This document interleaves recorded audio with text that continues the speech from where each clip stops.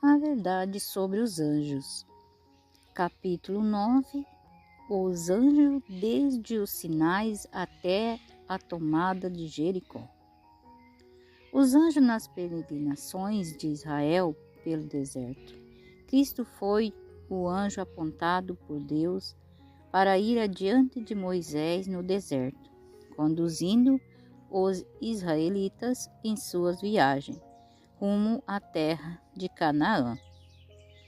Durante todo o caminho, sob o comando de Deus, os israelitas encontraram água para saciar a sede, pão para satisfazer a fome e paz e segurança sobre a sombra de uma nuvem durante o dia e da coluna de fogo à noite. Anjos ministravam em seu favor enquanto escalavam as rochas, alturas ou avançadas pelos agrestes trilhos de deserto. Deus manifestou seu grande cuidado e amor por seu povo ao lhe enviar pão do céu. Todos comeram o pão dos anjos, ou seja, o pão provindo pelos anjos. Israel nos sinais. E agora diante deles, com solene majestade, o monte Sinais erguia sua fronte maciça. A coluna de nuvem repousou em seu topo e o povo embaixo espalhou suas tendas pela planície. Ali seria sua morada durante quase um ano. À noite, a coluna de fogo assegurava-lhe a proteção divina. E enquanto estavam entregues ao sono, o pão do céu caía suavemente sobre o acampamento. Logo depois de os israelitas acamparem junto aos sinais, Moisés foi chamado à montanha para se encontrar com Deus. Ele subiu sozinho o íngreme e acidentado caminho e aproximou-se da nuvem que assinalava o lugar da presença de Jeová. Israel entraria agora em uma relação bastante próxima e especial com o Altíssimo. Da intensa escuridão que o envolvia sobre o monte e rodeando de um acompanhamento de anjos, o Senhor revelou sua lei. A partir de então deveriam ser tomadas providências para o completo estabelecimento da nação, escolhida sob a direção de Jeová como seu rei. Farão para mim um santuário. Durante sua permanência no monte, Moisés recebeu instruções para a instrução de um santuário, no qual a presença divina se manifestaria de modo especial. Farão para mim um santuário, para que eu possa habitar no meio deles. Foi a ordem de Deus. O edifício, o tabernáculo, era dividido em 2 compartimentos, por uma bela e suntuosa cortina ou véu, suspensa em colunas chapeadas de ouro. Um véu semelhante fechava a entrada ao primeiro compartimento. Esses véus, assim como a cobertura interior que formava o teto, eram confeccionados mais belas cores, azul, púrpura e escarlata, muito bem dispostos, com quirumbins trabalhados em fios de ouro e prata, representando a hoste angélica, que está intimamente ligada ao trabalho do santuário celestial e ministra em favor do povo de Deus na terra. Depois que a construção do tabernáculo foi completa, Moisés examinou todo o trabalho. Ele o comparou com o modelo e com as instruções recebidas de Deus, e viu que cada parte estava de acordo com o modelo. Então, abençoou o povo. Deus deu o modelo da arca a Moisés, assim como as instruções especiais de como deveria ser feita.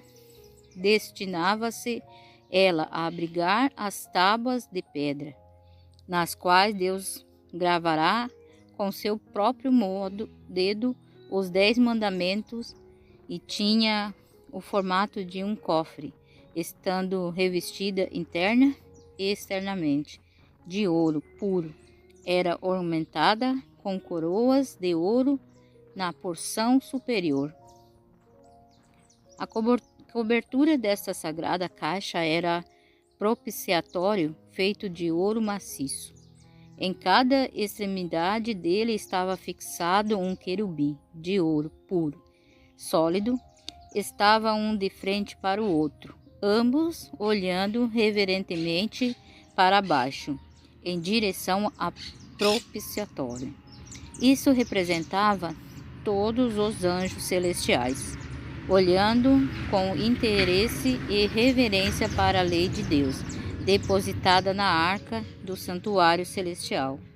Este querubim tinha asas. Uma asa de cada anjo se estendia para o alto, enquanto com outra asa cada um deles cobria o corpo. A arca do santuário terrestre era uma cópia da verdadeira arca no céu. Ali, ao lado da arca, permanecem anjos vivos, e em cada uma de suas extremidades, esses anjos cobrem com uma das asas estendida para o alto o propiciatório, enquanto a outra asa é dobrada sobre seu corpo, em sinal de reverência e humildade. Acima do propiciatório estava a manifestação da presença divina, e no espaço entre os querubins, Deus tornava conhecida sua vontade. Por vezes eram comunicadas ao sumo sacerdote mensagens divinas por meio de uma voz vinda da nuvem. Quando o Senhor não respondia por uma voz, ele permitia que os sagrados raios da luz e glória repousassem sobre o querubim à direita da arca, significando aprovação ou aceitação. Se as solicitações não fossem atendidas, uma nuvem repousava sobre o querubim da esquerda. Por meio de Cristo, deveria ser cumprido o propósito de que era símbolo o tabernáculo, aquela construção gloriosa com suas paredes de ouro brilhante, refletindo em matizes do arco-íris as cortinas bordadas de querubins. O aroma do incenso sempre a queimar invadir tudo. Os sacerdotes vestidos de branco, imaculados. O profundo mistério do compartimento interior e acima do propiciatório era as imagens de anjos prostrados em adoração. A glória do Santíssimo.